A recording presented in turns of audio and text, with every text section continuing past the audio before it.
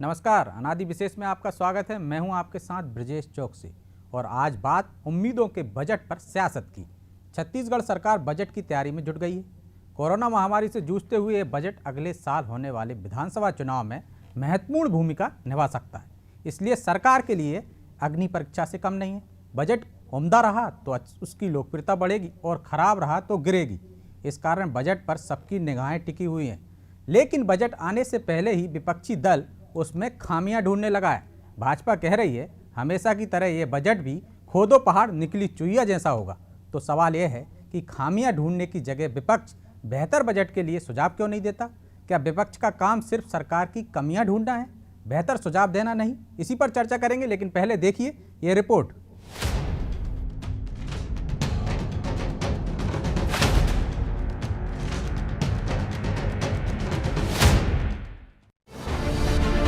वर्ष 2021 में छत्तीसगढ़ में 97,106 करोड़ रुपए का बजट प्रस्तुत किया गया था।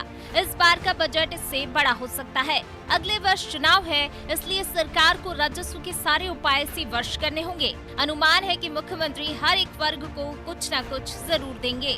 इसके लिए मुख्यमंत्री ने हर विभाग के साथ बैठक की है।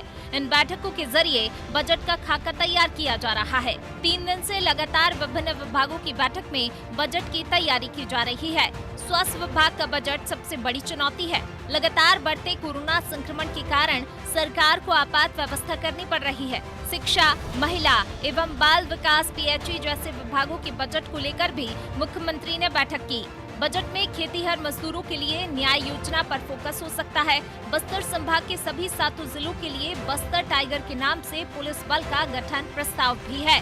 समग्र विकास, शिक्षा, अधोसंरचना, सुशासन, ट्रांसफॉर्मेशन जैसे विषय भी बजट में शामिल होंगे।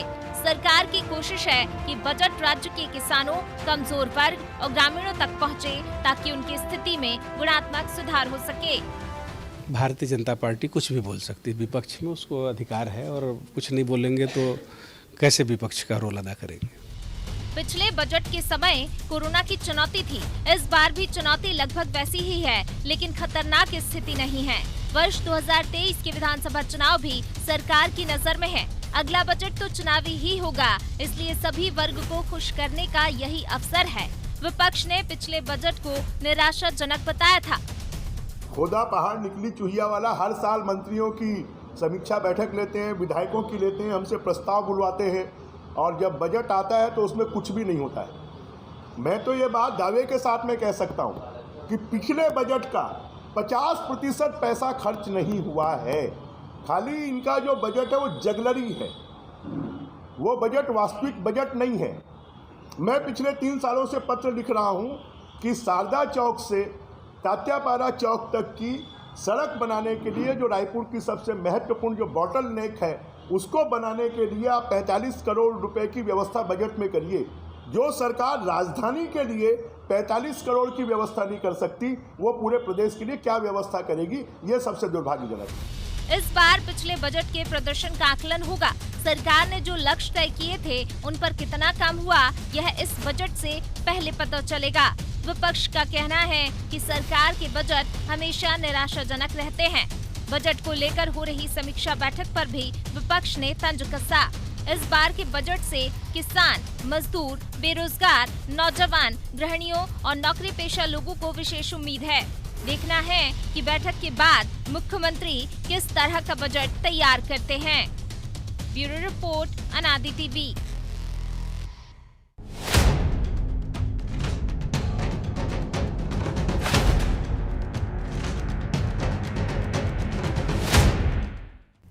उम्मीदों के बजट पर सियासत में चर्चा के लिए हमारे साथ मौजूद हैं कांग्रेस प्रवक्ता अंशुल मिश्रा, भाजपा प्रवक्ता अनुराग अग्रवाल और वरिष्ठ पत्रकार शशांक शर्मा जी भी हमसे कुछ देर में जुड़ेंगे। मिश्रा जी, शुरुआत आपसे ही कर दें। ब्रजमोहन अग्रवाल जी कह रहे हैं कि आपका बजट हमेशा की तरह वैसा ही रहेगा, खोदो पहाड़ निकली चुईया। पिछले बजट का आपने 50% से ज़्यादा खर्च नहीं किया है, और रायपुर की एक सड़क के लिए आप 45 करोड़ का प्रावधान नहीं कर पाए 3 साल में। जी महोदय, मुझे आज एक बहुत अच्छी कुमार विश्वास की एक लाइन याद आ रही थी कि मत पूछ कि क्या हाल है मेरा तेरे आगे, बस देख कि क्या रंग है मेरा तेरे आगे। छत्तीसगढ़ बीजेपी की हालत आज हमारे समक्ष, कांग्रेस के समक्ष सिर्फ देखते ही बनती है। चाहे वो किसानों की बात हो, उसमें भी वो फेल नजर आते हैं, गरीबों की बात हो उसमें भी वो फेल नजर आते हैं, वो महिलाओं कहाँ की से बात हो, फेल होंगे? महिला 3 साल से तो आपकी सरकार है, अब तो आपको करना है। इसीलिए तो मैंने विपक्षी रूप में कहा है कि वो फेल नजर आते हैं। किसानों से हमने जो कहा था कि 2500 रुपए देंगे, उनने तो उसला शामल का समस्या हमारे ऊपर लगाया था, लेकिन आज भी हम उनको 2500 रुपए समर्थन मूल्य देंगे। और रही बात बजट की, तो बजट एक जो होता है किसी भी राज्य की रीढ़ की हड्डी माना जाता है महोदय। उस राज्य की दशा और दिशा अगर कोई तय करता है तो वह बजट तय करता है। तो इस पूर्ववर्ती बजटों ने यह तय कर दिया कि राज्य की दशा और दिशा कैसे है। क्योंकि मैं आपको छोटा सा आंकड़े प्रस्तुत करना चाहता हूं कि आज देश की जीडीपी जो है वह आज माइनस में जाती हुई दिख रही है, 2% 3% पे लाइज करती हुई दिख रही है। छत्तीसगढ़ राज्य मात्र एक ऐसा राज्य है जिसकी जीडीपी जीएसडीपी माफ कीजिए जीएसडीपी 7.9 जाती हुई दिख रही है।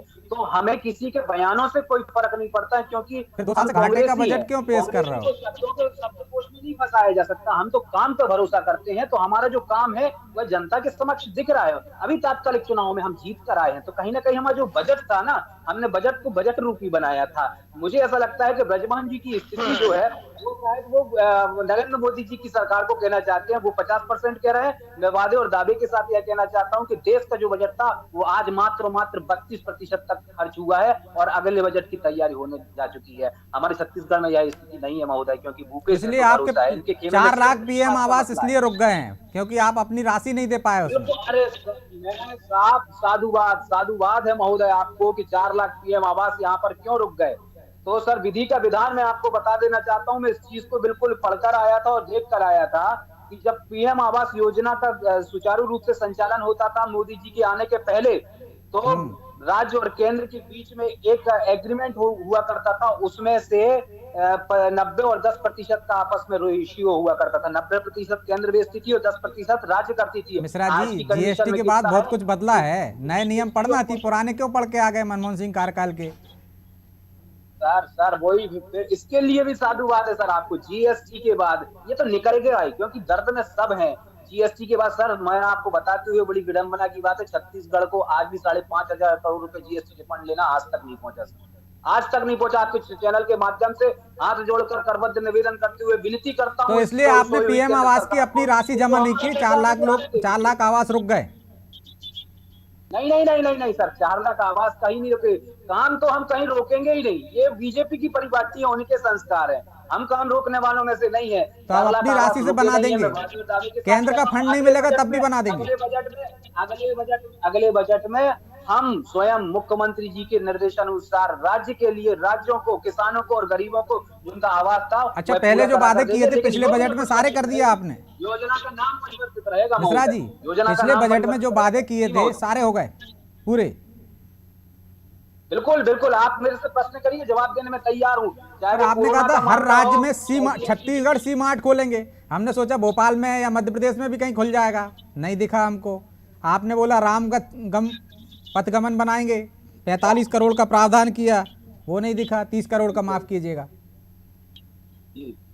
हाँ, अब इन दोनों का मैं जवाब दे दूं। राम पथगमन जो था वो 30 करोड़ का हमने प्रावधान किया था। थोड़ा सा हमें रिपोर्टर को भेजने की आवश्यकता है, वहां पर कार्य चालू हो चुका है। सीमार्ट खोलने की जो बात की थी उसकी समीक्षा बैठक हो चुकी है, लेकिन हमारे समक्ष कोरोना जैसी महामारी थी तो उसको थोड़ा सा पेंडिंग किया गया है। लेकिन तो फिर तो ब्रजमोहन अग्रवाल सही कह रहे हैं ना कि 50% खर्च ही नहीं हुआ होगा। कई योजनाएं ऐसी होंगी जो कोरोना की वजह से नहीं हो पाई होंगी पूरी।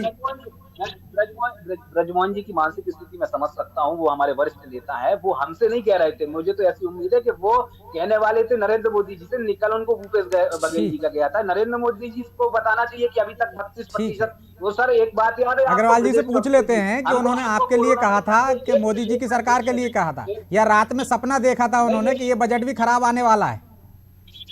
महोदय मैं एक छोटा सा अपना ऐड करना, एक बात मैं ऐड करना चाहता हूँ कि कोरोना के चलते हमको 23 लाख करोड़ का बजट हिंदुस्तान को मिला था। थोड़ा सा उसका विस्तृत जानकारी अगर इस छोटे भाई को मिल जाए तो दिल गदगद हो जाएगा। आपके पास लौट कर आऊंगा मिश्रा जी, अभी पर्याप्त समय है, आपके पास लौट कर आऊंगा। अग्रवाल जी से पूछ लेते हैं कि ब्रजमोहन अग्रवाल जी ने केंद्र की मोदी सरकार के लिए कहा था, या उन्होंने रात में सपना देखा था कि बघेल सरकार का अगला बजट भी खराब आने वाला है पहले की तरह? ब्रजेश जी, जी सर्वप्रथम तो नमस्कार आपको और मेरे छोटे भाई अंशुल को। मैं पहली बार आपके चैनल में आ रहा हूं, इतने यशस्वी चैनल में पहली बार आने ठीक का मौका मिला, उसके लिए बहुत बहुत धन्यवाद। महोदय, हम बजट की बात ठीक करते हैं तो सबसे ठीक। पहले चलते हैं 18 अक्टूबर को, जब कांग्रेस का घोषणा पत्र लागू हो रहा था और हम्म। कांग्रेस जन घोषणा पत्र समिति के जो अध्यक्ष थे माननीय टीएस सिंहदेव जी, उन्होंने लगभग 90 बार माननीय राहुल गांधी जी को, जो तात्कालिक अध्यक्ष हुआ करते थे कांग्रेस के, सर बताते हुए उन्होंने विभिन्न योजनाएं प्रदेश के लिए रखी। लगभग 36 योजनाएं रखी। उस समय कांग्रेस के तात्कालिक प्रदेश राष्ट्रीय अध्यक्ष को यह आश्चर्य हुआ कि इसके लिए बजट कहां से लाओगे। उन्होंने सार्वजनिक रूप से, जिसमें आप सारे वरिष्ठ पत्रकार और वरिष्ठ मीडिया कर्मी थे, उन्होंने पूछा कि इसके लिए आप बजट कहां से लाओगे। तब टीएस सिंहदेव जी ने कहा कि हम अपने संसाधनों से व्यवस्था करके ये बजट लाएंगे और ये सारी की सारी योजनाएं पूरी होंगी। मतलब उस समय कांग्रेस के तात्कालिक राष्ट्रीय अध्यक्ष को उस समय ही संशय हो गया था कि इतनी जो योजना, इतने जो घोषणाएं हो रही है, उसके लिए बजट आएगा क्यों, कहां से, क्योंकि ये बड़ी ठीक है। काल्पनिक घोषणाएं थी। और उन्होंने उस समय ही पूछा और उसका उन्होंने उत्तर दिया, हम अपनी व्यवस्थाएं करेंगे। लेकिन जब से कांग्रेस की सरकार बनी है, तब से आज तक विभिन्न योजनाओं में ले कुछ भी योजना अगर केंद्र सरकार लागू करती है या अनुरोध करती है, ये सारी योजनाओं तो का अग्रवाल जी, दोष अब तो केंद्र उनके सरकार पास पर देने फायदा है लगते ना। हैं। अब उनको राहुल गांधी को नहीं बताना पड़ेगा कि बजट में हमने कहा था कि प्रावधान करेंगे, नहीं कर पाए। अब तो रिपोर्ट प्रियंका वाड्रा को करना पड़ती है, तो उससे तो बची गए वो। चौकसे जी, ये तो इनका व्यक्तिगत मामला है कि ये गांधी परिवार में प्रियंका जी को करते हैं, राहुल जी को करते हैं, कि सोनिया जी को करते हैं। बड़ा इनका आंतरिक मामला, मुझे उस मामले में नहीं कहना। लेकिन मुझे लगता है ये बजट जो है, ये इनको जनता को बताना पड़ेगा। मुझे अपने मुद्दे पे आने दीजिए चौकसे जी। अब बात करें प्रधानमंत्री आवास की। मेरे छोटे भाई कह रहे थे कि एक भी आवास नहीं रुका है, तो मैं भूपेश बघेल जी का ही बयान उद्धृत करना चाहूंगा। ये कहते हैं कि प्रधानमंत्री आवास योजना में नाम प्रधानमंत्री का है, तो पूरा हिस्सा उनको देना चाहिए। मतलब राजीव न्याय योजना का पैसा छत्तीसगढ़ की जनता उम्मीद करे कि 10 जनपद से आएगा। यह पूरे देश में जो आज 70 साल में जितने भी जगह नेहरू जी के नाम पे, इंदिरा जी के नाम पे और राजीव जी के नाम पे उनका सारा पैसा क्या इनसे वसूलना चाहिए? भाई एक बड़ी बेतुकी बात है। पिछले साल केंद्र योजना का नाम है ना अग्रवाल जी उसमें, और उसमें प्रावधान किया है। ये योजना तो वहाँ की लोकप्रिय योजना है छत्तीसगढ़ की। अब वो किसी के नाम पे, और नाम पे क्यों जा रहे हैं आप भी तो बहुत सारी योजनाओं को दीनदयाल के नाम से रखे। चौकसे जी बिल्कुल विषयांतर ना होइए आप। मैं तो खाली भूपेश जी के बयान को उद्धृत कर रहा हूं। बिल्कुल सच बात है, अगर किसी योजना का कोई नाम हो तो कतई जरूरी नहीं है वो पैसा दे। ये तो भूपेश जी ने कहा था कि केंद्र की योजना है, प्रधानमंत्री के नाम पे है, तो प्रधानमंत्री आवास योजना, प्रधानमंत्री पैसा दे। मैं उन बातों को कर रहा हूं। अब उसकी वास्तविक स्थिति समझिए। प्रधानमंत्री आवास योजना के तहत पिछले साल 6,41,40,000 मकान स्वीकृत हुए।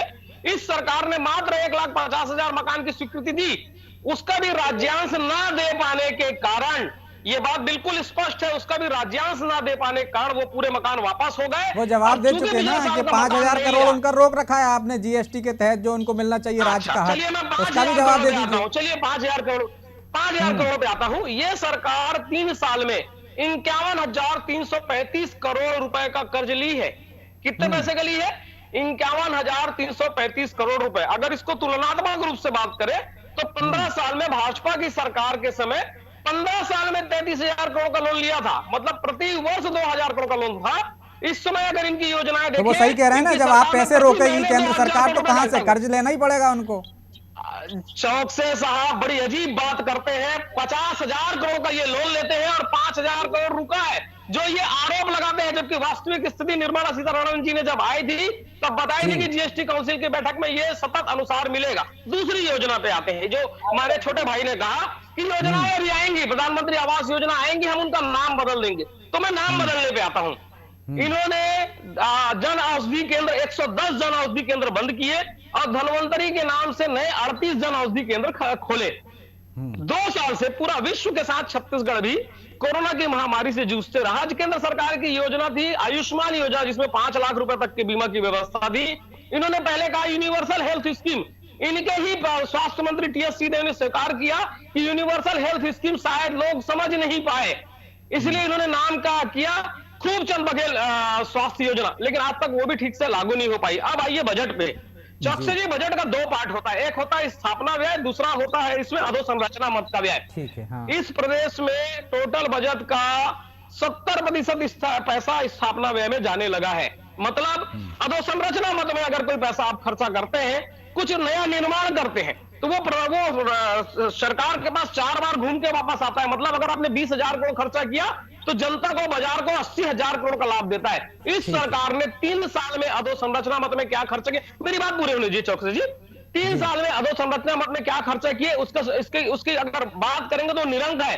नए निर्माण की तो बात छोड़ दीजिए भाई साहब, 3 साल से ये रायपुर में स्थित अटल एक्सप्रेसवे को रिपेयरिंग तक नहीं कर पा रहे हैं। मतलब कितनी अद्भुत बात है। नई योजना तो छोड़िए जिसमें आरोप लगाते हैं कि बड़ा भ्रष्टाचार का खेल हुआ। 3 साल में आपने कितने अधिकारियों को निलंबित किया, कितने भारतीय जनता पार्टी के कार्यकर्ता और मंत्रियों के खिलाफ एफआईआर दर्ज की कि हमने इसमें घोटाला किया है। मतलब सिर्फ बात करेंगे, सिर्फ बात करने की सरकार है। और एक बड़ी बात, कल मुख्यमंत्री जी ने घोषणा की कि हम बच्चों के लिए, बालकों के लिए 20,000 करोड़ की व्यवस्था करेंगे। कहां से करोगे भाई?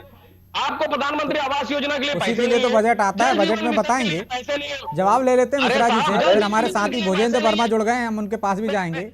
शशांक शर्मा जी जुड़ना चाहते थे लेकिन तकनीकी कारणों से उनसे संपर्क नहीं हो पाया। अग्रवाल जी मैं आपके पास लौटूंगा। मिश्रा जी में फिर खत्म हो जाएगा। सारी बातें करेंगे, इनके लिए जल जीवन मिशन के लिए पैसा नहीं है और 20,000 करोड़ का नया झुनझुना ये जनता को पकड़ाने की कोशिश कर रहे हैं। मुझे लगता है पूछ जितना लेते समझदार है। जवाब ले लेते हैं अग्रवाल जी। मिश्रा जी 51,000 करोड़ का कर्ज ले चुके हो आप और 20,000 करोड़ की फिर योजना ला रहे हैं। मैं तो उसी से ही चालू करूंगा जी। कि अनुराग जी ने बहुत उम्दा प्रश्न किया और मुझे तो ये समझ में नहीं आ रहा था कि आदमी झूठ बोलता है तो कितने सुंदर तरीके से झूठ बोल सकता है। चलिए आज मैं जनता जनार्दन को सत्यता से आज बता देना चाहता हूँ, 51,000 करोड़ का नहीं महोदय, 52,730 करोड़ का कर्ज लिया है छत्तीसगढ़ सरकार ने, वादे और दावे के साथ। विधानसभा में आपके मंत्री ने झूठ बोला है तो मैं कुछ नहीं कर सकता। मैं किसी के बीच में नहीं बोला हूँ, मेरे बीच में कोई नहीं बोलेगा। मैं वादे और दावे के साथ सबके साथ रखना चाहता हूँ। 52,000 करोड़ तक का हमने लगभग कर्ज लिया था और बताते हुए बड़ी खुशी हो रही है कि हमने जो कर्ज लिया था उसको पूर्ण कर दिया।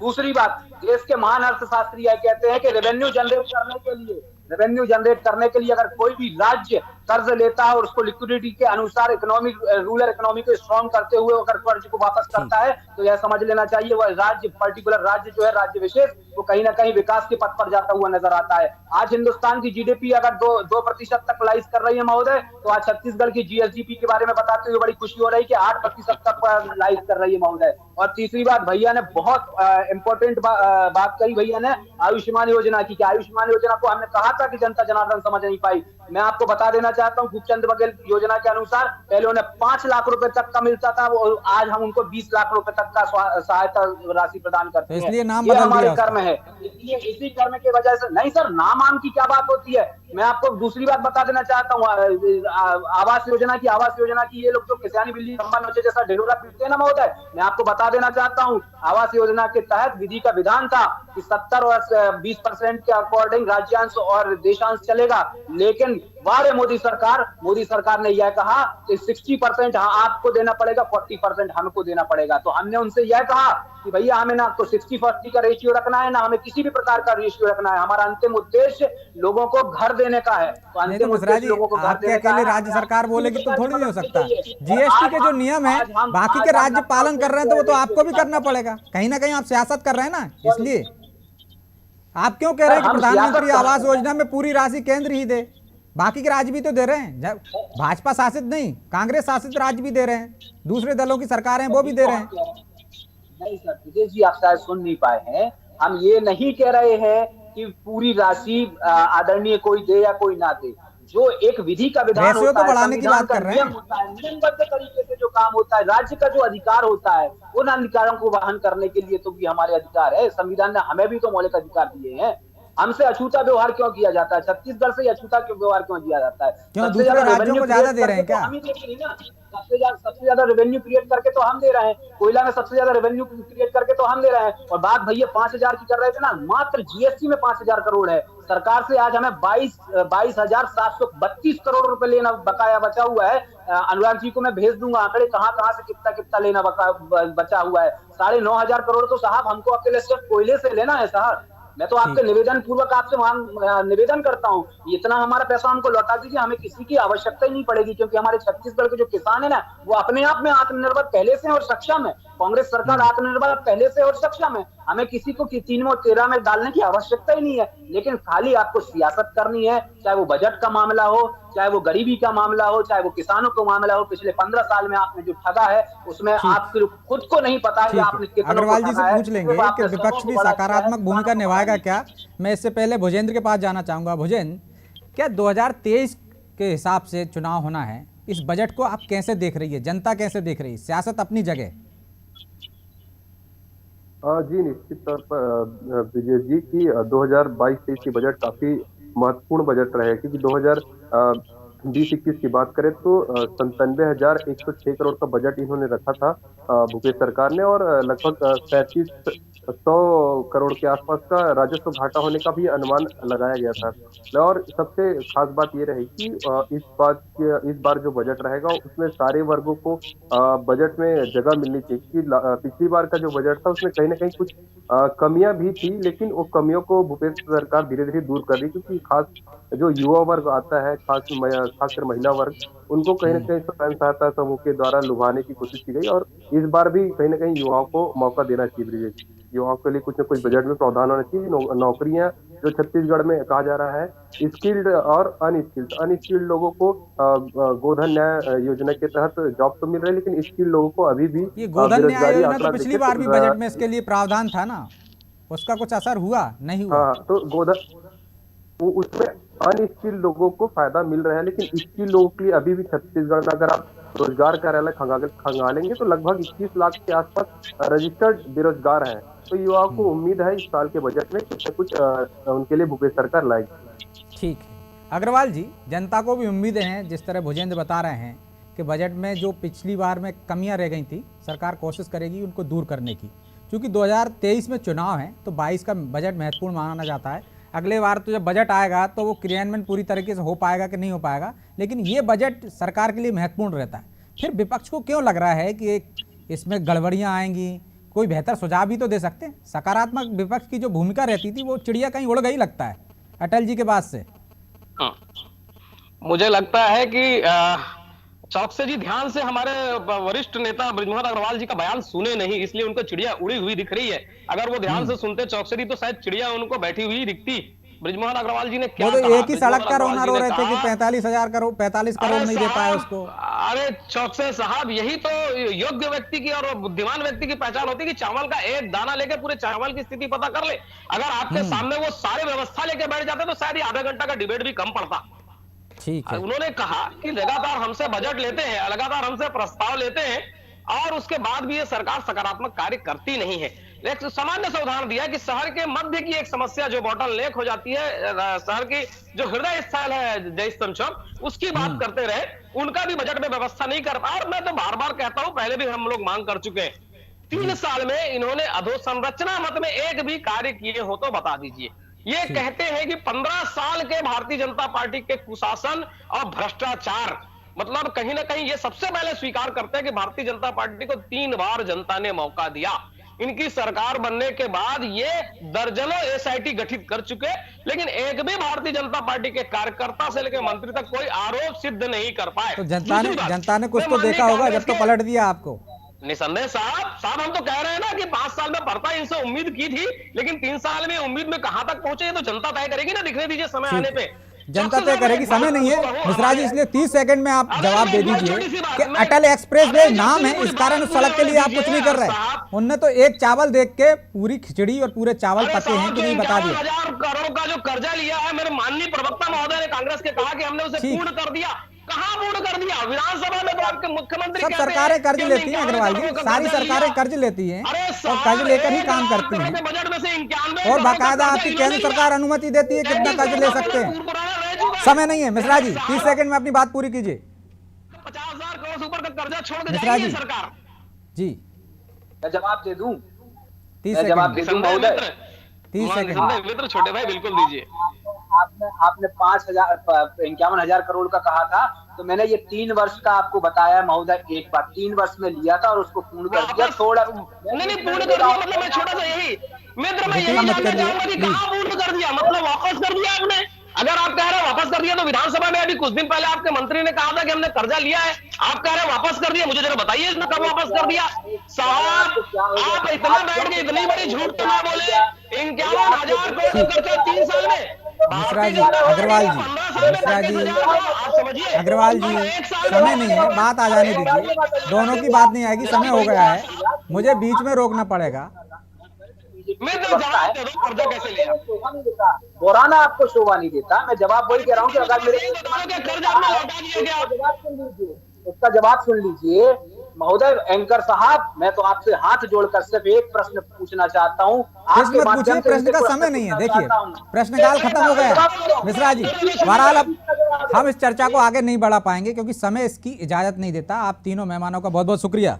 बजट है, हर साल सरकार लाती है और कोशिश करती है कि जनता को खुश करे, क्योंकि जनता को खुश करेगी तभी तो वोट मिलेंगे।